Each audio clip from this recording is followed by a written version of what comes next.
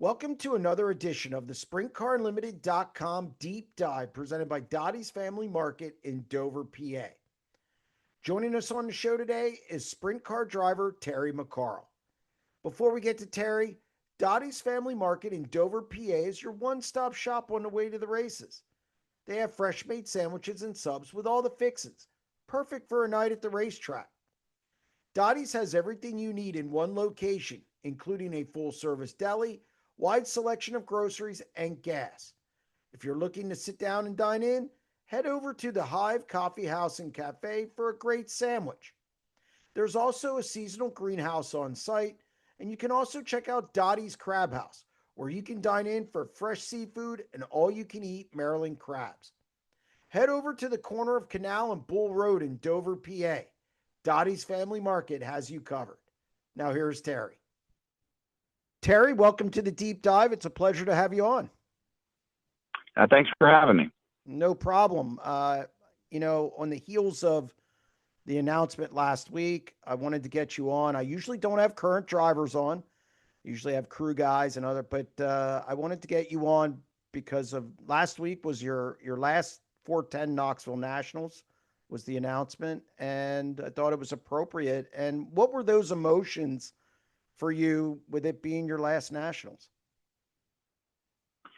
It just came, it's been growing in my mind, and my wife's been wanting me to retire for a long time, of course, but I just actually did it spur of the moment. I didn't tell her, I didn't tell anybody. I was sitting in the pits. We were just rolling the car in and getting ready to go to tech inspection, and I'm just a realist. I mean, I know how life works. I've seen a lot of drivers, including my father, my brother, come and go and retire. And there's one thing that's never ever lost a race, and that's father time. So again, I know how life works with sponsors and car owners, and they want younger and wilder and more fun to watch, that kind of stuff. And so I'm just kind of slowly fading away. I'm not retiring totally. I hate those guys that retire and come back and retire and come back. I say, other than Motley Crue, I hate when people retire and come back. But it just hit me. I'm surrounded by, on both sides of me, was a couple of $1 million teams, and and I know what it's like to be there. That's a great place to be, and three full-time guys and 5 crew guys, and I've got a 19-year-old Australian kid,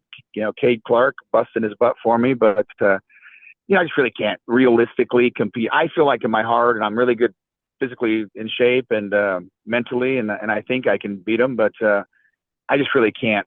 My goal there wasn't even to make the A main. It's kind of funny, the circle of life. When you first start off, you go to the Nationals, you're hoping to make the C main or the B main, and then someday you hope to make the A main. And when you get a good team like that, you feel like you're in position to win it, which I've done all that.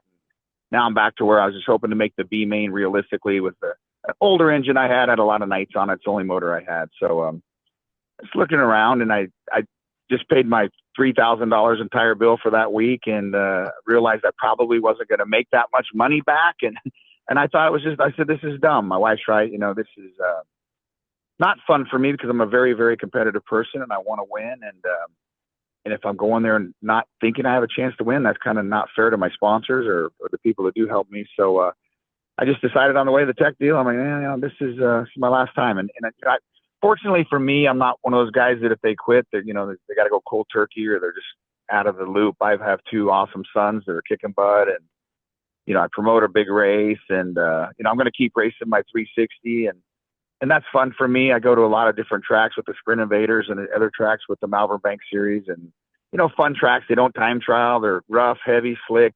Back to you got to drive it and set it up right. And to me, that's a lot more fun than Knoxville's always been a horsepower track. And so I just thought, I'm not going to throw any more good money after bad. And if people want to keep sponsoring me and be involved with my team, that's great. We're just going to do it on a different level. So normally I when I talk to guys who are still in the industry, when are you going to retire? I usually wait till the end of the interview for that. So I'm going to ask you, how long do you do this? Like I said, any athlete, if you will, like Tom Brady or Sammy Swindell or anybody, that the trick is injuries, is not get injured. And fortunately, Sammy hasn't been injured much, which I'm very happy about. But I've been injured quite a bit. I've, broke both. I don't want to list it all. It'll take me forever, all the broken bones I had. But I'm actually in really good shape, and I feel really, really good. And I know I'm not falling out of the seat out there. I'm not getting too tired or anything like that. And physically I feel great. And, so why not keep going if I enjoy it? And I'm proud of Sammy. I don't think he's obviously not doing it for the money, and he's having a blast with it. And, so why not? Why not keep going? And, other than my wife definitely doesn't want me to, or my sons, because I irritate them all the time asking them for their help. But, I'll just keep going while I can. And, I'd kind of like to get a little smaller trailer, pull it behind my motorhome, and, go to some races that look like fun to me, and I can go race used tires and have a lot of nights on my engine and still be competitive. So, as long as I can be competitive, I want to keep doing it. So something I learned about you in doing my research for this, and it's, I didn't know that I didn't know that you didn't start racing anything until you were 18. You ran a go-kart. That's crazy in today's world, isn't it? I can't even fathom that. If you're in California, you're a veteran at 18. Oh yeah. Yeah. In today with especially video games, they're actually fairly realistic. I don't play them, but compared to the video games back in my day, and my dad was, had broke both his legs twice. He raced a lot. A lot of guys get injured or killed, and a lot of non-wing stuff, back in the day. And he didn't want me or my two brothers to race, and so he wasn't going to help us. He didn't want us to have a mini bike, nothing. So I had to do it on my own. When I turned 18, I saved my money working at the skating rink, and bought myself a go-kart and went out there and started racing and kicked ass right away. And fortunately for me, and unfortunately the situation, there was a gentleman by the name of Daryl Aaron. Him and his wife Gloria had a car for years, a red number 1A. And their son Chris, Daryl and his son Chris were, father-son team really, and did everything together. And Chris had got cancer. He was at our house, like December of that year, and told me he had a lump under his arm. And I was like, "Ooh, it might be cancer." Just joking around, and sure it was. And he passed away and quickly. And nobody thought Daryl was going to race. And Daryl had driven or had owned my dad's car. My dad built cars, and he had a McCarl car. And I'd known him forever, and he's good friends with my dad. And nobody really called him to race. I think he probably was thinking about quitting, after Chris died. And I called him up, and it was funny. Lori and I were just kids, and she was in my basement with me when I called him for that ride. And as it turned out, he was crazy enough to let a 18-year-old kid, 19 at the time, that had only raced go-karts for 1 year, drive his car. And, we ran top 10 in points the first year. And then the second year, we won 3 weeks in a row at Knoxville. And going into the final night, I was leading the championship night and blew a tire. We would have ran third in points. We ended up fifth. So, without him, I don't know where I'd be. Probably racing IMC modified or something. Oh God, no, we don't want that. But as people know, I'm a sprint car elitist, I guess. But I also learned that you raced on roller skates. Oh yeah, yeah. What? Yeah, I mean, again, back to my dad. My dad wouldn't let us race anything, and I had that desire to be competitive and to race. And we traveled all around the country. The team I was on is one of the best teams in the country and in the world. Really, not me, but my friend Mark Muse's brothers, and they owned all the skating rinks in Des Moines. And it's a great way to exercise, great way to meet people and listen to music. I was actually the DJ at the skating rink for about 4 or 5 years too, and it was a lot of fun. Growing up kept me in great shape, but that's the way I could compete. That's the way I could travel around before I was able to buy my own go-kart. So you get in Daryl's car, and your second year you win 3 times. Okay, so you caught on pretty quick. And yeah, was there a point where your dad changed his tune, so to speak, about supporting you in this racing thing? Yeah, he put me in his car then in '87. Yeah, it worked out. I was fortunate. I got a ride in the Bieber Tool 12X, Bob Vielhauer's car, which is a really, really good car. And we broke a wheel on a restart, and I was flipping, and Rocky Hodges was driving my dad's car. My dad was running the 5M Merrill Contractors team, and Rocky actually hit me with my dad's car and flipped me back the opposite way, and I spent 3 days in the hospital, really bad concussion and stuff. And so ended up parting ways with Bob, and my dad ended up putting me in the 5M, and we really kicked ass there in '87. I won some couple big races, ran second qualifying night at the Nationals, the Sammy, and ran 12th in the Nationals with it. That was my third year. And then one, they call it the non-qualifiers, but it wasn't. There had been a rain out that year, so they ran everything on Sunday. They ran the states feature and what they call the non-qualifiers, but everybody was invited to it. So we won that one. I think ran third in the other one. So we did really well. And he did something really good for me. He took me to California because, I'd never, those 2 years of racing for Darrell, I didn't race anywhere but Knoxville. And then the Jackson Nationals was a big race the week after the Nationals. And so after 2 years, I had only raced Knoxville and the Jackson Nationals. So I hadn't raced but about 35 times or so. And I needed to get out and get on short tracks. And he took me to California and then places and taught me how to run the short tracks a bit. How important was that stint in California? Because you ran local out there, I for a couple years, didn't you? Yeah. It was big. It was funny. We were at Hanford one night. My dad's like, "My God, you drive the car way too straight. You need to back it in a little bit." And I said, "Well, that's what you've been teaching me my whole life. Don't turn the wheel." At Knoxville, So, so California was a totally different deal. And I got to the point where my dad went a different direction. He couldn't afford to have his own team, and he went mechanicing for different people. And I didn't have a ride at the end of '89. And I called Jimmy Sills, actually, and I said, "Hey, you know of any rides out on the West Coast? I wanted to get out there and learn to race the short tracks more and stuff." And he said, "Yeah, as a matter of fact, I just heard of a new team popping up. I'll get you the guy's name and number." And it was Weldon Ophil with this Country Builders construction deal. And sure enough, I called him up, and it was between me and Indiana Annie Hillenberg and Jeff Shepard, I think.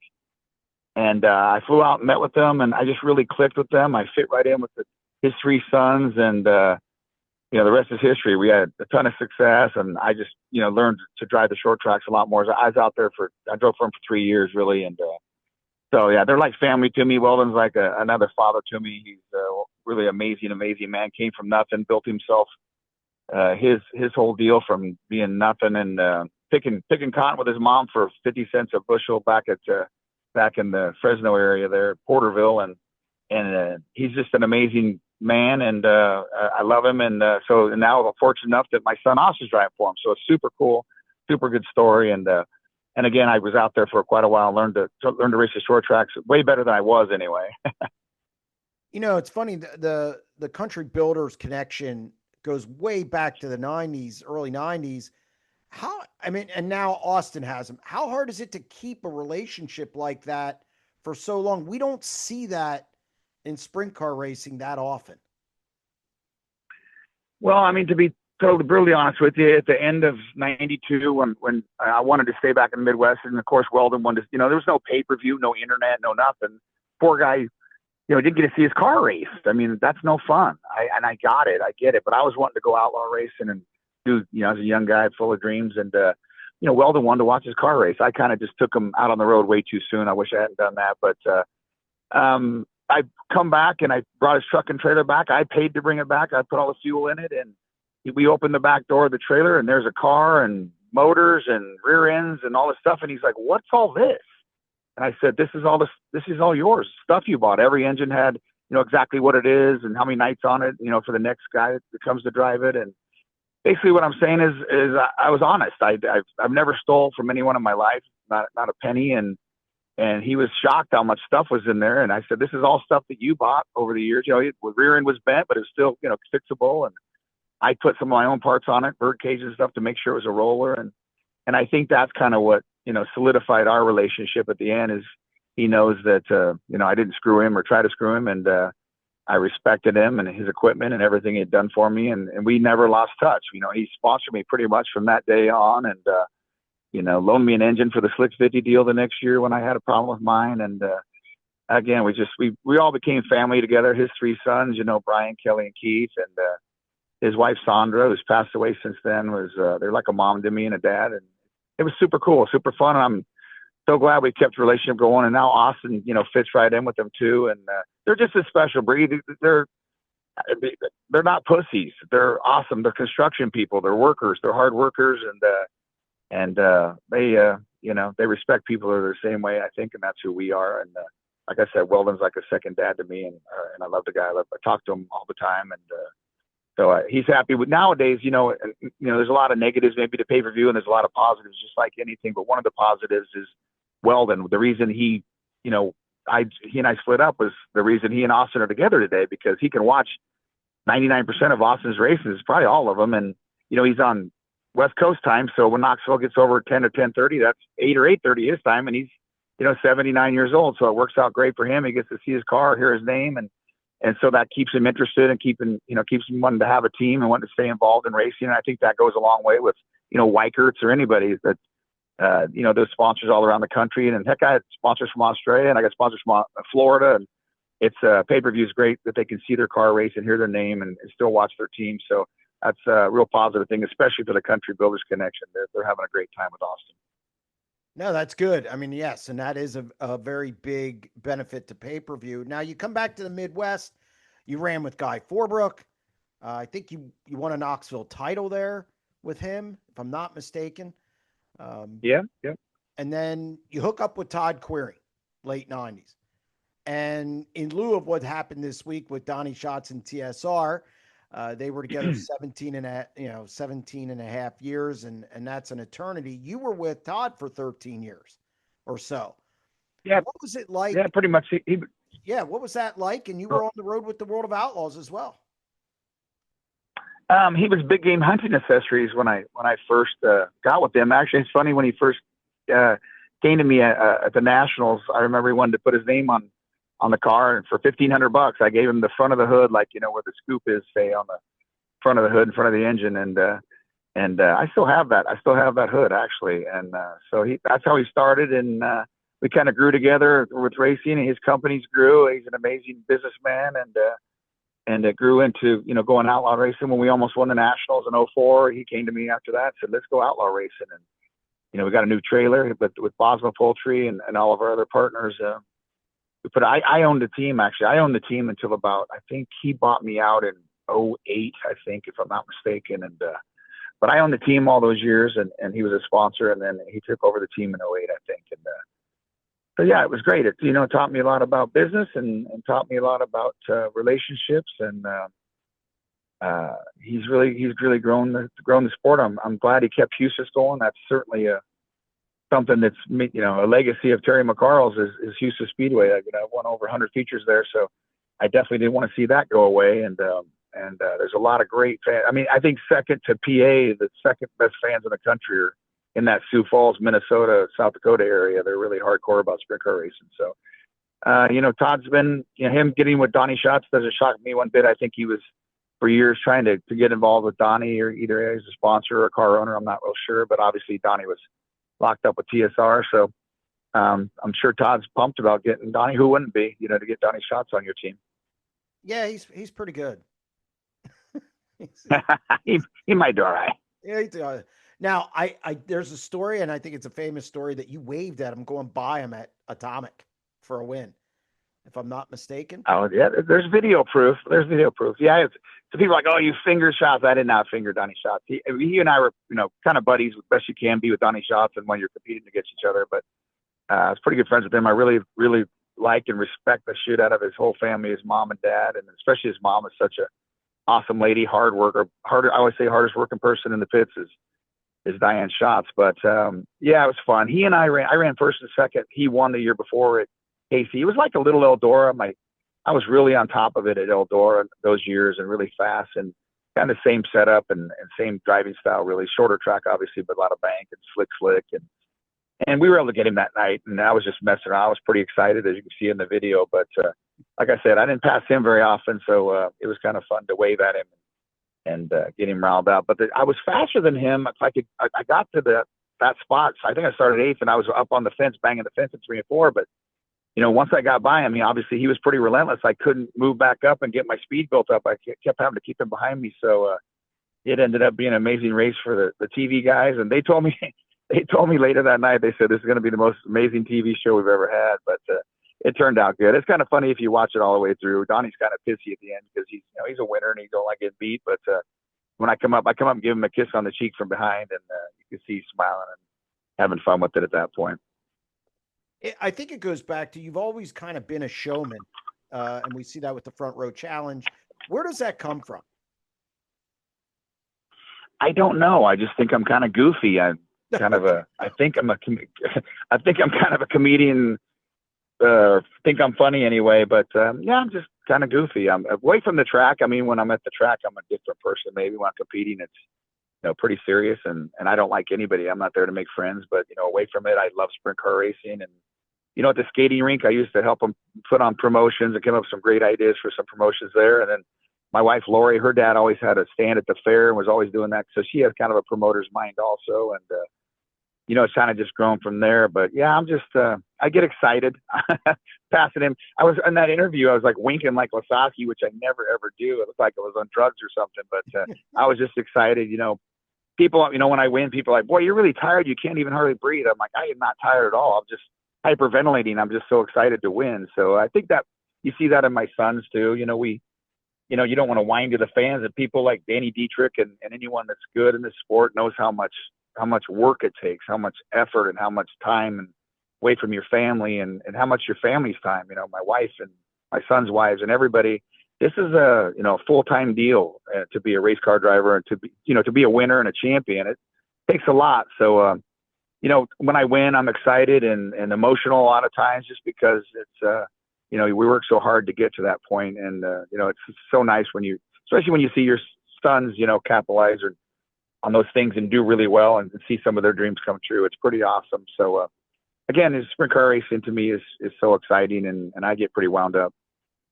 I didn't know if it came from your dad or something like that, or somebody. Not really. He was a funny guy. He definitely could tell a lot of jokes and stuff like that, but he wasn't.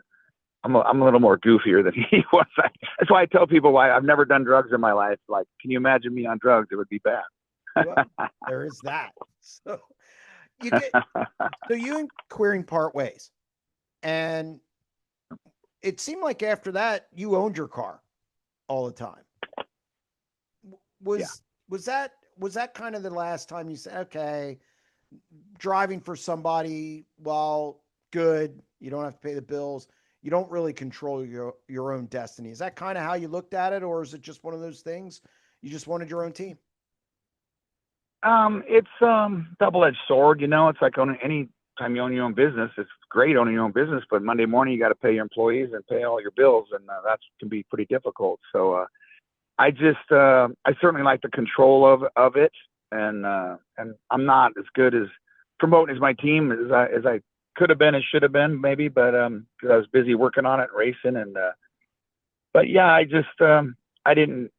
the problem was that the rides that were available, maybe not all of them, but they weren't as good as my team. So I got to go drive for someone and lose control, and maybe they're not quite as good as my team is. So it was tough, owning your own team and paying all the bills I think a lot of times it really, really hurt me because I had to pay the bills. But I look back a lot of times knowing I'd be out there racing going, I got to get the third, man. I got to finish in the top 3 to make any money. So sometimes it motivated me quite a bit, maybe to drive harder. So I don't know if it hurt me all the time and helped me sometimes. But, I look at Lasaki, who never owned his own team really other than when he first started. But, he did really well. And it's nice being just the driver and being able to get out, walk away, especially after a crash or a blown engine. But, I enjoyed owning my own team. And I was fortunate to have a lot of guys like, Country Builders and Bosma Poultry and DeBurr Concrete that, been with me since, Bosma has been with me since 1995 and, Country Builders basically since 1990. So I've been fortunate to have some people who really back me. Bob Berryhill just passed away, a big supporter of mine. And someone who doesn't get the credit really, who supported a ton of people, is Janet Holbrook. And she really never wanted her names. Like in 2001, I won the championship. I won the 360 Nationals. We almost won the 1,200-pound Nationals. Might have won that. Ran 5th in the 410. She supplied all my engines all year, and nobody knew it because she didn't want her name on the car. So she's definitely helped a lot of drivers and teams out there, and hasn't really got the credit for it. And people like that that were on board and made it possible for me to run my own team. But yeah, it's pretty difficult a lot of times. There was a lot of times my house payment was due on Monday morning and I had to win that weekend. That's a pressure that I don't think people can understand.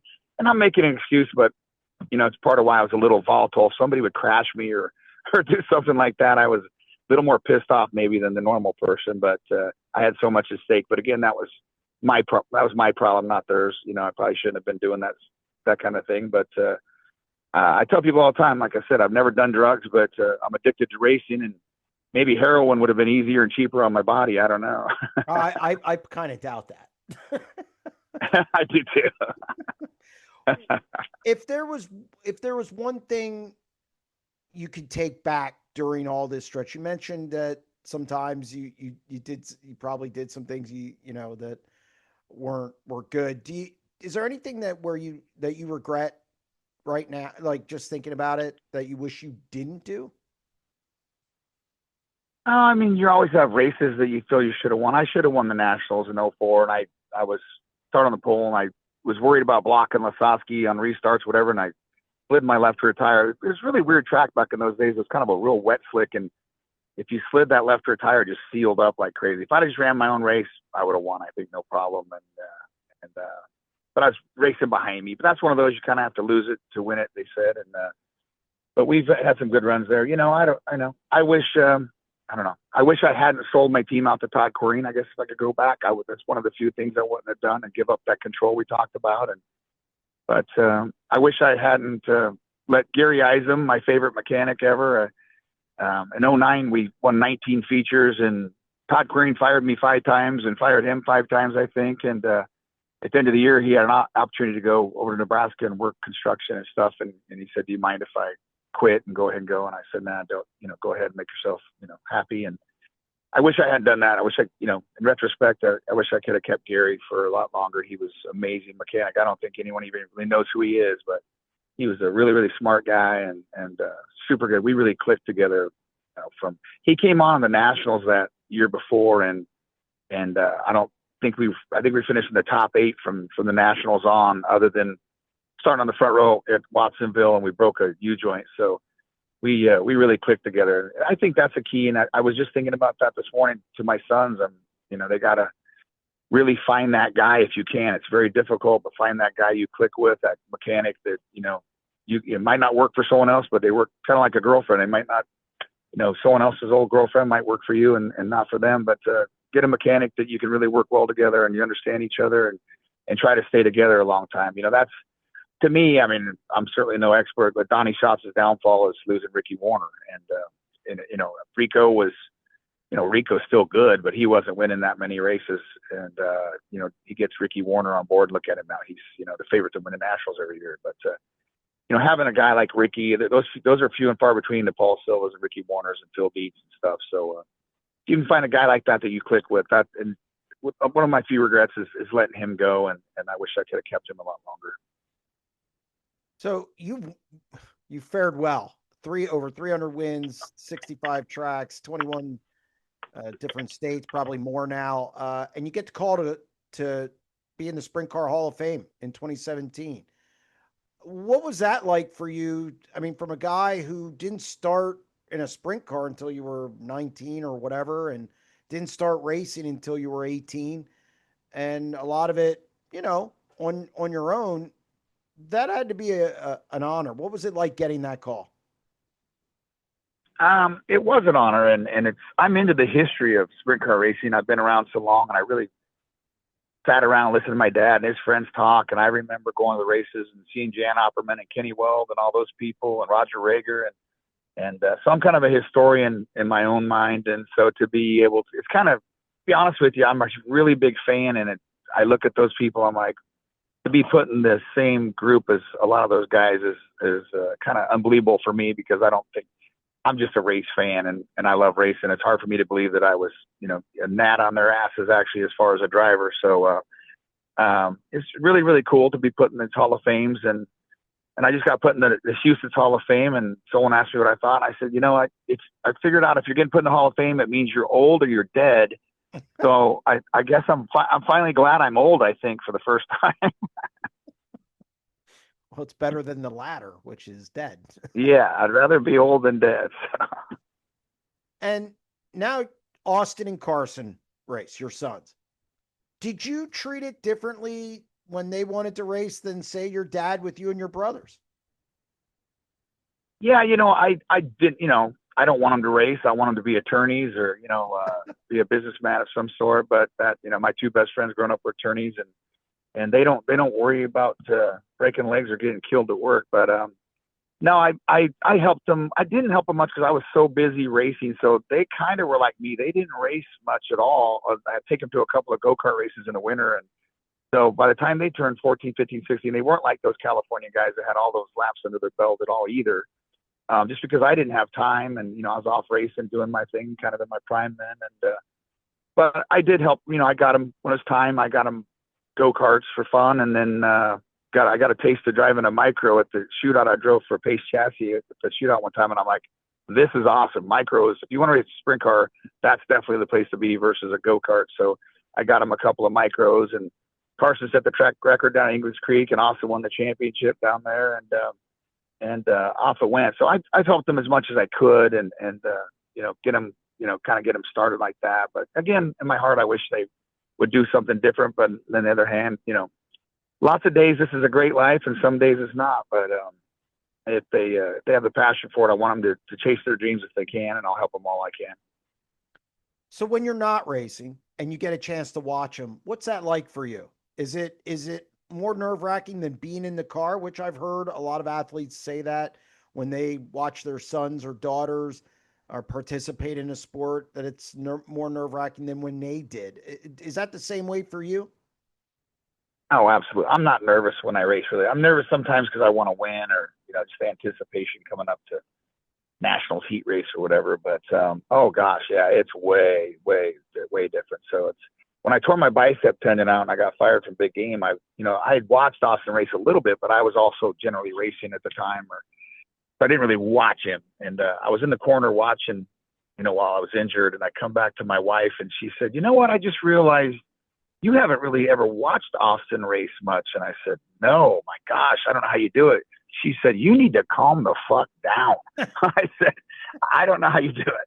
It was a lunatic. I always joke about it. You see these parents in these little league games get all irate, scream and holler at the umpires and want to fight each other in the stands over little league. I said, can you imagine if, there's a chance your son or daughter could get injured badly and it costs you, a ton of money to let them play. So it definitely raises the stakes. But I've also noticed I'm watching a lot more, and I realize sprint cars are awesome. I mean, sprint cars are amazing. I watch them and say, these guys are crazy. I was never crazy, I don't think. These guys are crazy. And I only get a watch from my suite once or twice a year, and you can really see good up there. And I always say, man, it's so cool that, Kyle Larson and Tony Stewart, Casey Kane, those guys are, coming back to sprint cars. I think that'll, as with pay-per-view especially, attract a lot of those NASCAR fans, because if we can get them to a live sprint car event, I can't believe they'll walk out of there not in love with sprint car racing, because I watch them up there. Knowing what I know, I'm still like, there's no way 24 guys are going to go this first lap and someone is going to crash, So sprint cars are so exciting and amazing, and I'm really excited about our sport, the promotion. I love that. Competition is good, and I'm an outlaw guy, but I love the high limit outlaw thing, and it's just raising the stakes on everything and bringing a lot more money in the sport for my sons and for everyone out there racing, and bringing a lot more people to the sport. I hope to watch it, because again, you and I are hooked on it. We're all addicted. Everybody listening to this is addicted to sprint car racing like we are. And I love it. So sprint car racing is so exciting, and I think it's got a great future. So because you don't have enough going on, you got into promoting, because why not? And the Front Row Challenge, it's an event that I got involved in this year from a sponsor. I like the event. I think it's a perfect spot, and everything that goes on with it. I think the foot race, I got to say, I thought it was hokey at the beginning when you talked about it. And then now I like it because it's different. And so what made you get into the promoting side? I know you did some of that at the skating rink and whatnot, but this is a whole different animal. This is your money's on the line. How did you get, or what did you want to get into promoting a sprint car event like the Front Row Challenge? I've told the story a lot. When I was a little boy, again, there was no internet, and the speed sport, national speed sport, came on Thursdays, and for, promoters to attract guys like my dad or teams from Pennsylvania or wherever, they had ads in the speed sport, and obviously told the date, but it had the whole payoff on it, on what it paid, and to try to attract teams. And that's just how you learned about races. And whether my dad went to Mississippi one time and won a race because he's seen it there, spent $1,000 to win. It was a big deal. So I used to sit there and make up purses. Believe it or not, I must have been a nerdy kid. I'll tell you, must not have any friends, but I I'd make up purses and do things even then, just try to I wanted sprint car racing to flourish, and I wanted things to be better for sprint car racing because I loved it so much. That's a true story. And as time went on, Lori knew how I felt. And again, she's a promoter. And my buddy Bob Berryhill was in town for the Nationals, the Saturday night before the Nationals. And he calls me on Sunday afternoon. He's like, "Hey, is there a race around here to go to or something? We're bored." And I'm like, it just clicked for me. And I'm like, no. And I got off the phone. I told Lori, I go, "We need to promote a race at Oskaloosa." I had been there, obviously, over the years with my dad in the 70s. They would have sprint car races once or twice a year. So I knew the track. And nice facility, nice track. I mean, the fairground is very nice. Got showers and bathrooms and hookups for campers, and right by the city, and so excellent facility really in today's world. But I said we need to promote a race, and I'm an idea man. I come up with ideas and then I'll slough it off and not pursue them. And there's the Nationals were over. She said, "Call Oskaloosa right now. You call that track and you get a date for next year." And she basically forced me into do it or pressured me into doing it, and the rest is history. I called up, and then Danny Young had passed away, and he was a friend of mine. I'd known his whole family my whole life. They lived on the east side of town, not too far from us. His dad hung out with my dad. His dad's brother hung out with my dad all the time. And I knew Danny and his brothers from school. And so first it was called the Danny Young Memorial for a year or so. And then Butch, his father, decided to take it to the Iowa State Fairgrounds, which is where it belonged. We had a track at the fairgrounds at the time. And Danny dominated that thing for years. And so it was a good place for him to go. And I come up with the front row challenge. I was like, how do I get guys to go to the back? How would I go to the back, to put on a show? And I'm like, if somebody paid me, I'd try it. I'd go to the back, and if some promoter paid me. So that's where the idea of the front row challenge came around, and it worked great for years. And I just, I'm constantly looking at, other sports and other promotions and seeing what would be fun for us to do. And, Knoxville back in those days did not play a drop of music, didn't throw anything to the fans.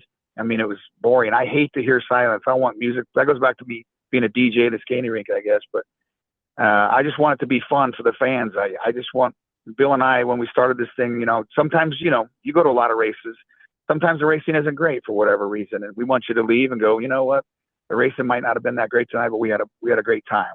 We were entertained. So that's the, throwing hats and shirts and card girls and the foot race and do something different. And it's a great way to start the week for the Nationals, for me, for all the teams. There's so much pressure on the drivers and teams. It's such a big event. It's the biggest event in the world, and there's a lot of money at stake. And they can come to our event and have fun. If you have a motor problem, pull out, load her up, and get back to your campground and go to Dingus. So it's a great way for teams throughout the years to come and test their Nationals car, National motors. And, a lot of, back in the day, California had really tough, mufflers and stuff. So it was good for those teams to come and get their motor running in this type of air. So it's just worked out great. And like I said, it's a lot of fun, I hope, for everybody involved. And, we kind of took away from Hank. Hank was my buddy. Hank used to have that event at Lincoln where he gave out a lot of prizes and stuff to the teams, his manufacturer's race. And yeah, Hank was my buddy. He was a great man, and he loves sprint car racing too.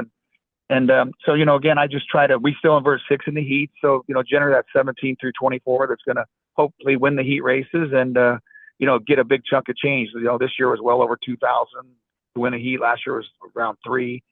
And generally those guys aren't the guys that are going to run probably top 10 in the feature mathematically, and a good way for me to spread the money out.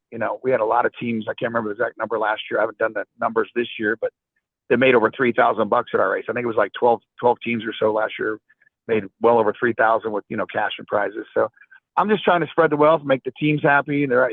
Can't make everybody happy, but we're trying. And we got goodie bags for the young kids coming in 12 and under in the front door. And, we just do a lot of fun stuff. It's a lot of work. People don't realize, anyone who's promoted a race knows, when you walk in someone else's shoes, how much work it really is. But again, my wife and I really enjoy it. And to me, like this year, it's just when the race is over and there wasn't one red flag all night, to me, that's a win. And then hopefully we make a few bucks. Does it help promoting a race when you're a driver or a former driver or somebody who's seen different aspects of the business? I mean, you would think on paper that would be the best promoter ever, but I've seen promoters that were drivers that ended up not being that type of guy. They were kind of more assholes than not. And maybe I would be if I turned into a full-time one, but I feel like I understand everybody's point of view. I was a little boy with a dad that raced and young man with dad that owned a team. And then of course I've raced and owned teams. And I feel like I know every aspect of all the fans there. I've done about everything but flag a race. And so I see their side and everything, and I know how passionate they are and emotional they are at the time when things don't go their way or they feel they got jumped or called for jumping. And so it's I feel like in that sense, I'm a good promoter and I want to be. But again, I tell people all the time, I learned real quick being a promoter. I said, I don't love any of you guys. My brother wasn't racing when I first started, and my sons are now. But other than my sons, I don't love any of you. I just want you all to have a safe night. And I learned real quick that we're not favoring anybody. It used to be that we used to hand score. That lady up there scoring doesn't care who anyone is. She doesn't have time to think about who's running where or what's going where. They just write it down, and it is what it is. And so no one's favoring anybody. No one's, trying to hope someone else wins or fix a restart or that kind of thing, or call you for jumping when you didn't, that type of stuff. All those guys up there and ladies are pretty set on just putting on a good, fair, clean race. And again, back to safety first. And so, when you think you got ripped off, it wasn't generally 99% of the time, it wasn't personal. So it's just the way it ended up. How much was it a risk when you put on that show during COVID? Where was that? Well, I even forget where that was. It was. Well, we ran the ASCS on Sunday, and then that derecho hit, that ungodly storm hit, and I lost a lot of money, but it wasn't because of COVID. I'm not sure what the crowd would have been, to be honest with you. But that derecho hit this area, and there were people without power for 5 days, and stuff. So my wife she kind of turned into a gambleaholic there. She's like, wait, let's run Tuesday. And I said, nope. I said, we've lost a lot of money. We've lost a lot of money already, and I can take it. But I said, if we run tomorrow and we don't get a crowd, we're going to lose a lot more, and that's going to be bad. So we canceled the whole thing after that storm hit on Monday. And it knocked trees down. And like I said, people were out of power this whole area for days and days. So I don't know. I might got lucky there by that happening. But, when you lose $10,000-$20,000 in a night, it puckers you up pretty good. But, the COVID thing, what we did to get the racing started, I'm really, really proud of. And it was really crazy. And where did you do that? Oh, I thought you meant Front Row Challenge. I'm sorry. I was thinking Front Row Challenge.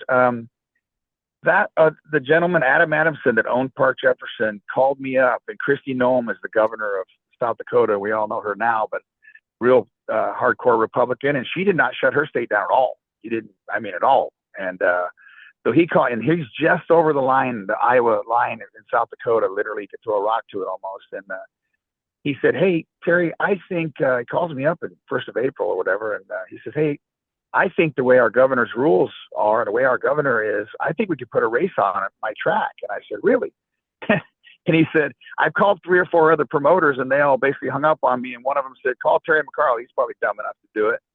And I said, "Well, as a matter of fact, I am." I said, "Let me look into this." And we talked a little bit. And my main concern was my insurance, obviously. Sure. And so my first call was to Steve Sinclair, is my insurance man with K&K Insurance. He runs the IRA. Smart guy, and he helps us with my event too. And I called him, and he said, "Well, let me look into it." And he got back to me. He goes, "Yep, we'll insure it. No problem." And off we went. We did that. We did all that in 2 weeks. And it went off amazing. And I limited it to 32 cars, sprint cars, and 32 IMCA modifieds. We could add 100 modifieds for sure. And I think we could add 40 or 50 sprint cars. So, but we put each team at 10 feet, and we followed the guideline. Didn't have to. And we made everybody wear a mask. Didn't have to. And, we followed all those guidelines. It was awesome. It was amazing. The teams were so receptive, and the Macries were so awesome. They called me, and of course I let them in. And I just said, my biggest fear is you guys are going to drive all the way from Pennsylvania, and some court order is going to happen, or the governor's going to change her mind or something, because we were going to have, I went up and measured the stands and put people 6 feet apart. Basically, we could have had 1,200 people in the stands, and I limited it to 750, and we sold those tickets out in 15 minutes. Yeah.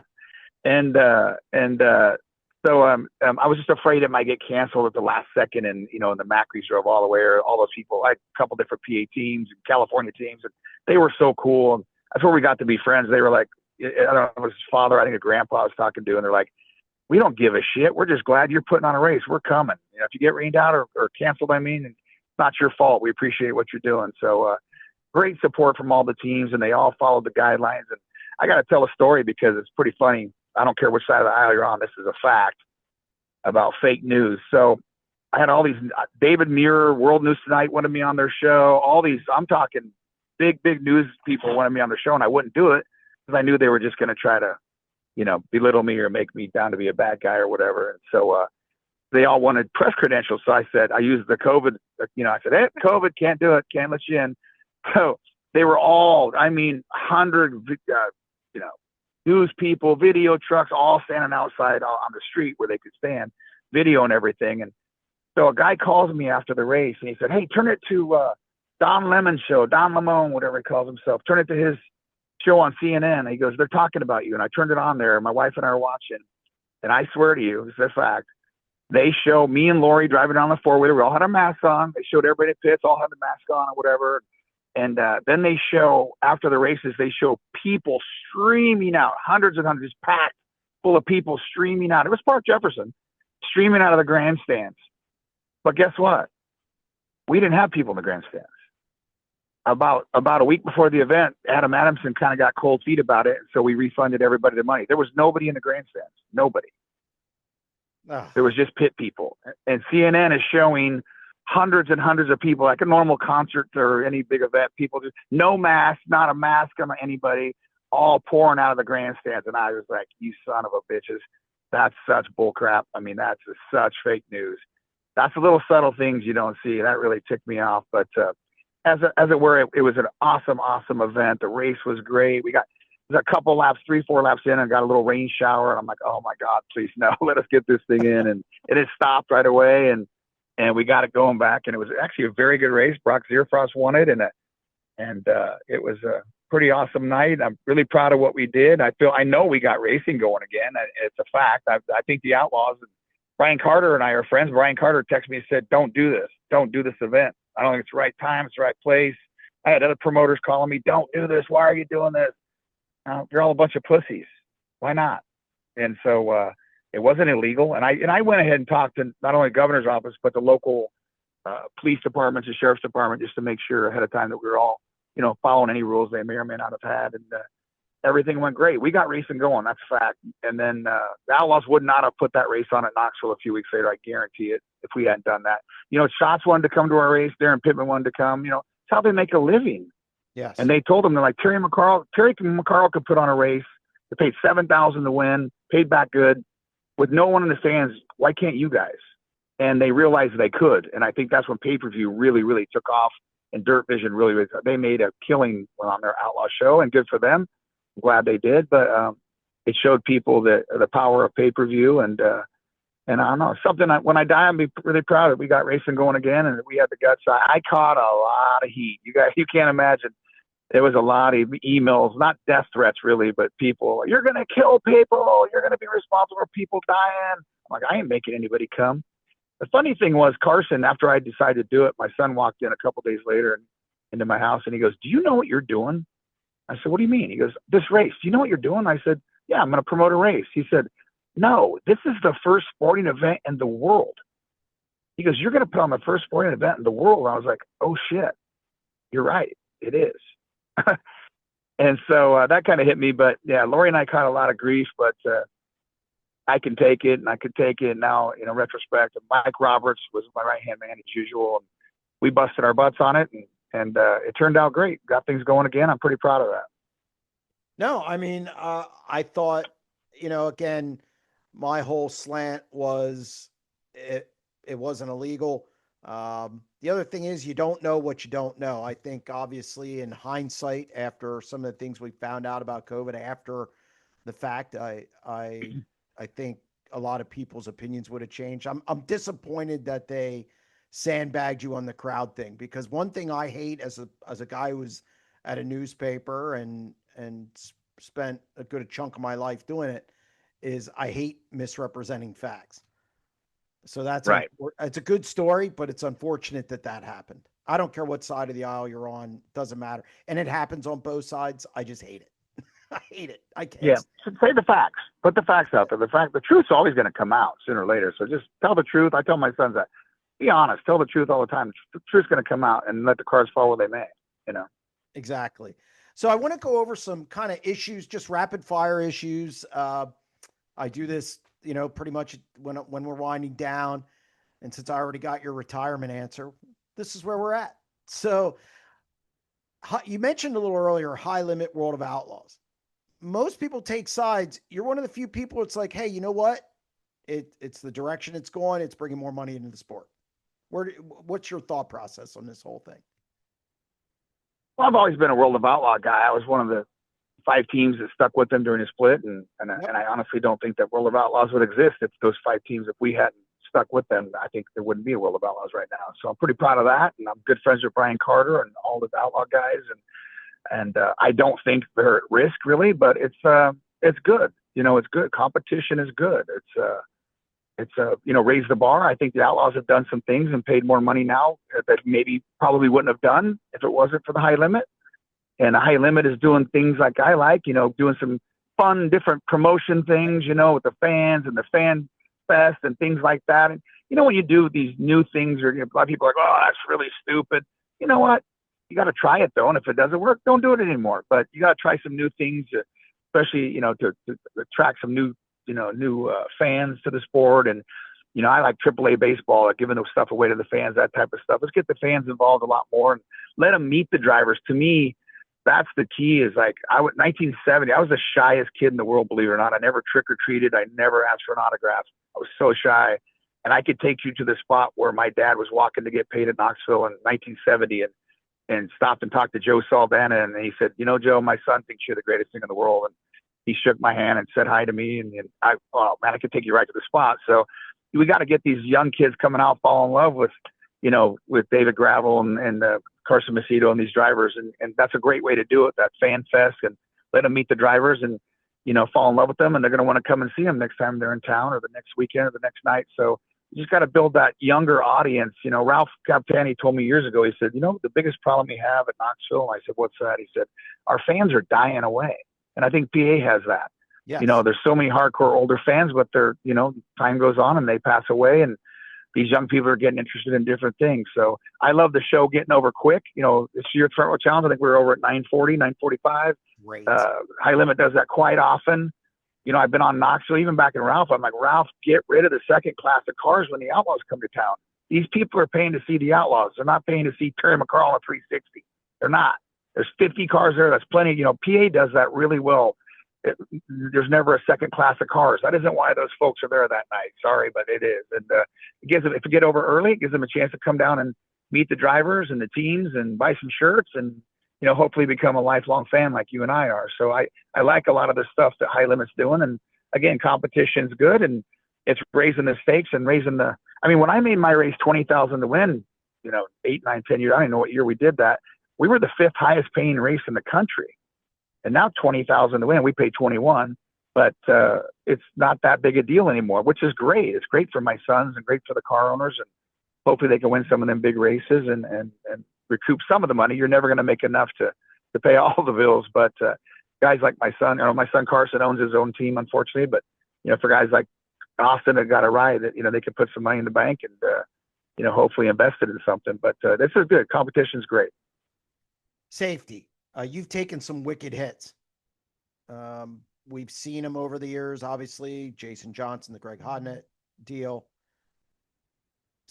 How do you view safety? Are we doing enough, whether it's tracks or with the cars, or where do you come out on this as a guy who probably drove some cars that you wish would have been safer and also promoted races, and have been to so many tracks across the country that there's probably a couple nights you raced when it was sketchy. So where do you come out on all that? First of all, we're going 130 miles an hour. I tell people all the time, when you watch those crash test dummies in those minivans, how fast are they going? They're going like 30 miles an hour, We're going 130, sometimes more, sometimes less, but they're amazingly safe, actually. I think the seats have been great. Love the seats, the helmets. when I first got one of these carbon fiber helmets years ago, my wife was walking out with the helmet box, and I go, "What are you doing?" She goes, "I'm throwing this box away." I go, "There's a helmet in there." She goes, "No, there's not."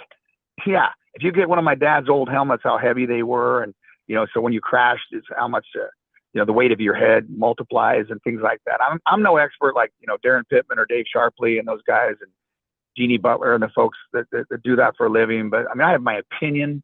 I think the cars are, I like that the bar they put on the side of our roll cage. I love the seats. I personally do not like Hans devices. Hans devices, especially the Hans, from the people I've talked to that are experts, those things are made for Indy cars or for guys who lay down. Those aren't made for sprint cars. And I'm not a fan of any of that head and neck restraint, to be honest. I know people argue. I always run the little left thing to hold your helmet, which is kind of a head and neck restraint, really. Maybe throughout the years, maybe that saved me. But we're so big. Me and my sons are big. Austin's 6'4", and Danny, all that with these seats and the bars and the head and neck. I mean, I can't hardly get out some nights, and I'm not on fire, and I'm not hurt, and I still gotta have someone help me get out. Thing catches. I don't like them, but that's just me, my opinion. But I think all in all, they've been pretty freaking safe. I mean, we see pretty, Justin Whittle's crash of the night was pretty scary, and thankfully he's okay. But the question I have, even in that crash, is why are all these back injuries? Why are these compression fractures? Did we just not communicate with each other 20 years ago about it? Social media, whatever. I go to the shootout and 2 or 3 kids get compression fractures in a micro. So it ain't the speed. I personally think those head and neck restraints are pulling down on your head. So I don't know if this chasm thing and I forgot the name of the other guy he has a really nice seat compression system, but hopefully that stuff can help and maybe get better. Again, there's a reaction. So maybe they can improve on those. That makes sense to me. I wish they would ban these lightweight aluminum, rear torsion arms that we used to run. I've gotten away from it, get thicker ones on there, and it's a cheap fix. I like rules that aren't that expensive to change, you know what I mean? And then if you don't like them or they don't work, they can change back if they wanted to. But rear arms breaking, Kevin Swindell, to me, again, I'm not an expert, broke the rear arms off that car. And I've had it happen to me. And I crashed a 360 Lake Ozark a couple years after Kevin. And on the last flip, I wasn't going that fast, and came down, the rear arm broke. And I mean, if you would have walked up to me in my car right then and said, and I broke a lot of bones, I know when I break something. You walked up to me and said, "Bet everything you own is your back broke," I would have said, absolutely. Up high. It was, it was pretty painful, but I went to the heavy duty rear arms after that. But it's sprint car racing is dangerous. That's just the fact. I mean, you can't make every track, people, oh, there's this, there's that. You got to try to do your best on openings and things like that. But, you can't make every track safe. Indianapolis is about as safe as it is. And heck, every once in a while they get a tire up in the grandstands and hurt somebody up in the grandstands. So, we're going really fast, and it's a dangerous sport, and that's part of the allure, I think, for fans is the danger, part of the excitement. And again, I just don't understand all the back injuries and the compression fractures. Carson got into an ATV accident a couple of years ago, not racing, and went into the back specialist, the big badass back hospital in Minneapolis, and they said, "You've had 8 compression fractures." Wow. And we knew he'd hurt his back before and crashed, and his back was really bothering him, but he never missed a race. So I just don't understand. We have in fact, the boys just got brand new Dave Sharpley inserts this week. I demanded that they got those. So hopefully that helps on those hits that, you land on all 4 wheels or whatever. But again, I'm no expert, and it's just racing is dangerous. We're going really fast. No, I agree. Last thing. Okay. Terry McCarl's grand poobah of sprint car racing for a day. What are you changing? Oh, boy, I don't know. It's I read people's, and I see both sides of inverts and not inverting. And, I don't like straight up heat race starts. They tried that years ago at Oklahoma City, and Ted Johnson did. And Mark Kinzer set fast time, won the heat, won the dash, whatever, won the feature, and he never passed the car. Mm-hmm. And I told that story to Darren Pittman when they started this, and he's like, you shouldn't, and I see their side, him and the Casey Kane teams were really fast. And he's like, this, it's kind of bullshit to penalize me if I'm fast time, make me start 4th or 6th or whatever. I said, yeah, but again, back to my promoter hat, I'm like, you got to put a show on for the fans.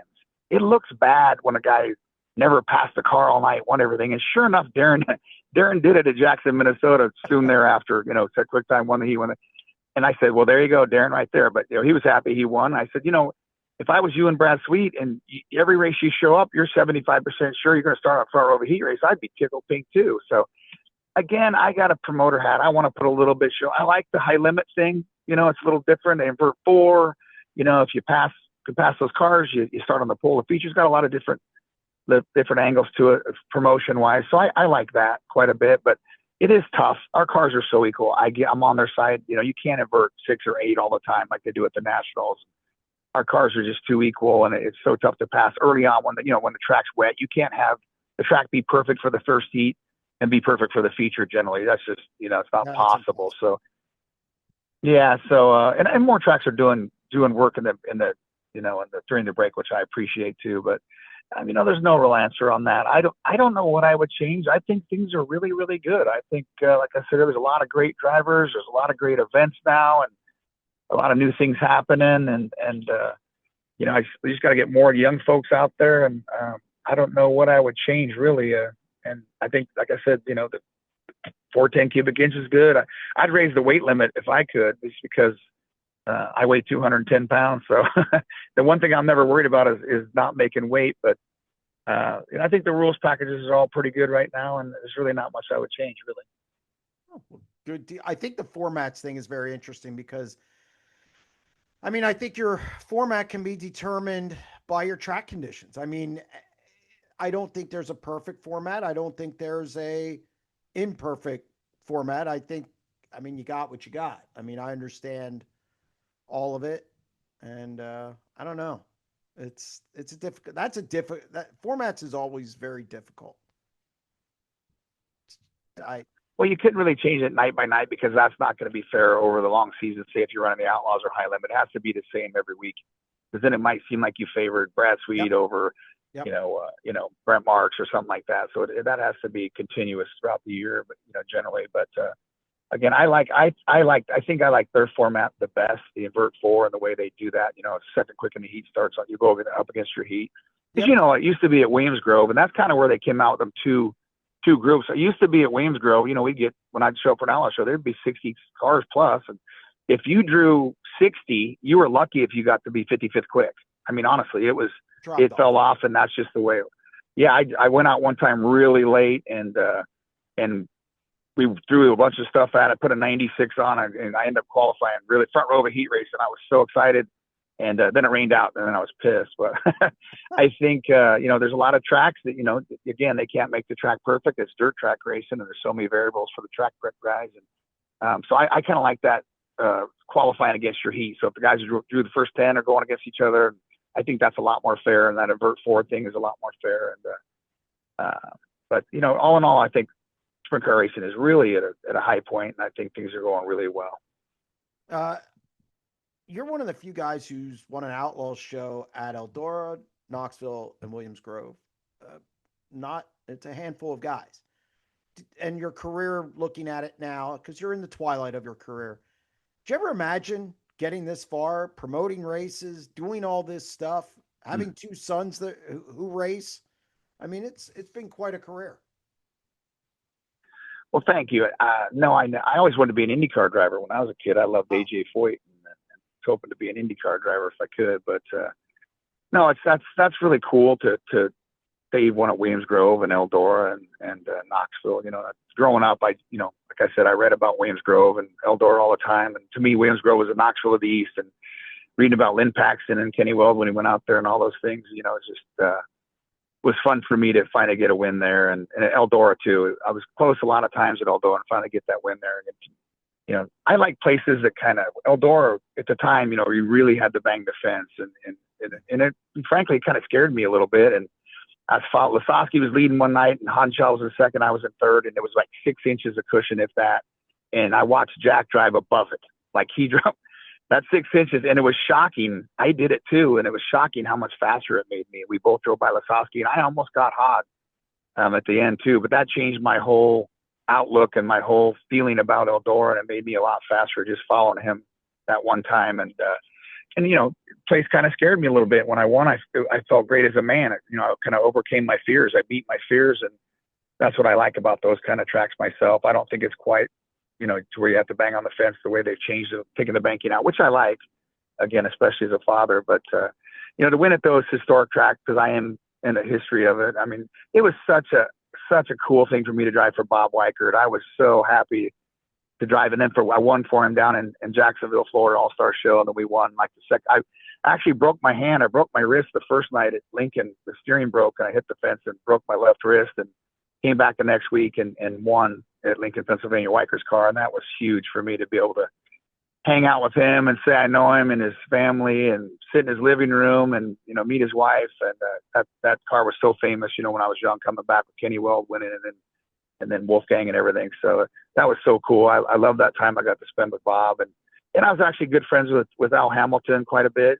He let us use his suite all the time, and now it's my suite.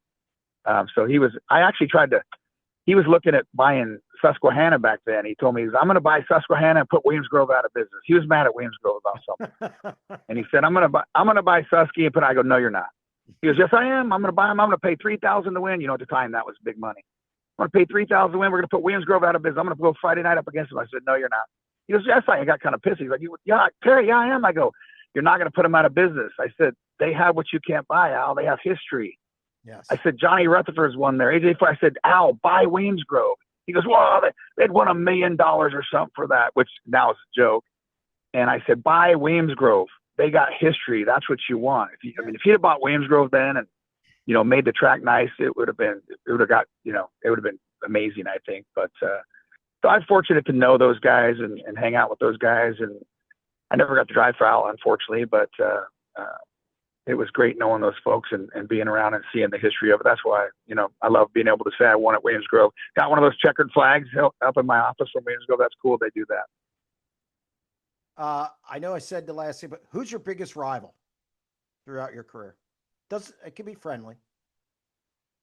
I'd say Danny Lasowski. He was the man to beat. Each other a lot. Yeah, he was the man to beat. And my excuse was he always had a really, really badass car, and most of the time I own my own team. But I have a lot of respect for him and his passion for the sport and how much he's into it. We're totally different people. We're nothing alike at all in any way, shape, or form, other than our passion for the sport. He drove his ass off, and he had his own style, and he was definitely the man to beat when I came up. So that's always going to be your rival when you're a young guy coming up. You want to go after the man, and he was definitely the man then. And and I talked to him about that. I see these guys racing rough. I go, all those years we raced each other, I really don't think we ever ran into each other ever. Maybe. I mean, I got to say maybe once or twice, but I don't remember it. Neither did he. We raced each other hard for sure. But it's kind of sad the way these guys are racing each other nowadays, and it rubs off on everybody. And I tell my sons, I go, my sons race clean, I think, and I just say race people like they race you. If they race you rough, you can't go down and punch them in the nose anymore like you used to, which I wish you could. But you're just gonna have to race them like that. I don't want to run into people's cars. I don't want to see anyone get hurt, and I don't want the car owner and the crew to have to fix a bunch of stuff that for unnecessary reasons. It happens in sprint car racing. You're going to run into each other once in a while, but these guys race each other pretty rough. And Danny and I really never, ever, ever did that. And so that's kind of fun to look back on it. I would say he was always my biggest rival for me. Well, Terry, I want to thank you for coming on the show. A lot of great stuff there. I appreciate you taking time out of your day, and glad to see you're going to still race. Yeah, I'll keep on going. You called me and told me your dad was pissed off when they put me in the Hall of Fame. Remember that? Did I say that? Oh, yeah, you did. You said your dad was pissed off that I got put in and Lance DeWeese wasn't in there yet. And I said, well, tell your dad that I've won an outlaw show in 10 different states. And you were like, really? I said, yeah. I wasn't pissed off. I voted for you. No. I said your dad was pissed off, not you. I remember. Yes. And I got my dad. For some reason. My dad. For some reason, I remember vividly. I was driving across Arizona in the middle of the night. I was driving across Arizona, and you and I were talking. So it was kind of funny. It is funny. My dad sometimes, even now, he's 76, and he used to go to Reading Fairgrounds, and and we used to go all over the place. And he said, "Well, I don't think I've seen him win a race I was at." I'm like, "Dad, no, he's won a lot of races." That's all right. We love the fans. We love when they're. We love them. We love them keeping. It's just what's sad that this. I was always the villain, and I didn't mind it because I was a promoter. I knew it got the fans going. You know, WWF is, for all intents and purposes, is phony. Those guys could kill us, I always say, but it's staged. It's set. So sprint car racing is real. It's dangerous. It's real. So, I mean, I love this David Gravel stuff. I love it. People are like, oh, poor guy. I go, no, he should embrace it. I was going to send him a picture of a shirt I had. Yeah, and it's good for the sport. And I'm going to tell you another story that people listened about you, Jeremy. But I had a shirt that said "chilling like a villain" and had Bugs Bunny on it, but with the villain handlebar mustaches and the top hat stuff, because I was the villain around here. And that's okay, but it's sad. I mean, I don't want my sons to be the villains because these sponsors are too. I mean, Tod Quiring. I tell my sons all the time, Tod Quiring was the perfect sponsor for me because I was winning a lot, and I don't care what anyone says. I didn't race rough, and I was the nicest guy to the kids. I loved the kids because I was so shy growing up. I think I love spending time with the kids. I try to talk to everyone that comes up, and Tod was the perfect guy because he didn't give a shit either. He wasn't, trying to impress anybody with his companies and stuff. And he knew that I still had the longest line for T-shirts afterwards, and he knew how I treated the fans and that type of thing. And look at Fred Raymer back in the day, all those rivalries back then, and I guarantee Fred sold the shit out of T-shirts. It's good to be the rival. You get a lot of attention too, but as long as it's not for the wrong reason, you're not committing felonies or something. But it's good for the sport. Well, our sport needs it, and everybody wants to be politically correct. Everybody, oh, I'm sorry, I crashed that guy. I'd call a guy up, or I have my son say, you need to apologize to that guy for crashing him, but hey, put that on social media and all that bullshit. So everybody's so politically correct, and we need this. It's good for the sport because David, and to be a good guy or a bad guy, you have to be a winner. You got to win. Yes. And David is obviously dominant, badass. So for turning him into bad guy, and Big Game's used to it. I know Todd's used to it from back in my years. So it's great for the sport. We need more. The Steve Sammy thing, the Fred Raymer, what's his name? Yeah, Jeff Shepard stuff. Yep. I don't know if they weren't faking that half the time or what. So, well, I agree with you. And yes, they have to both win. And I will tell a story about you since you ratted my dad out. I got one for you too. I know you called me once because I ranked somebody ahead of you. And you had a problem that I ranked the guy ahead of you.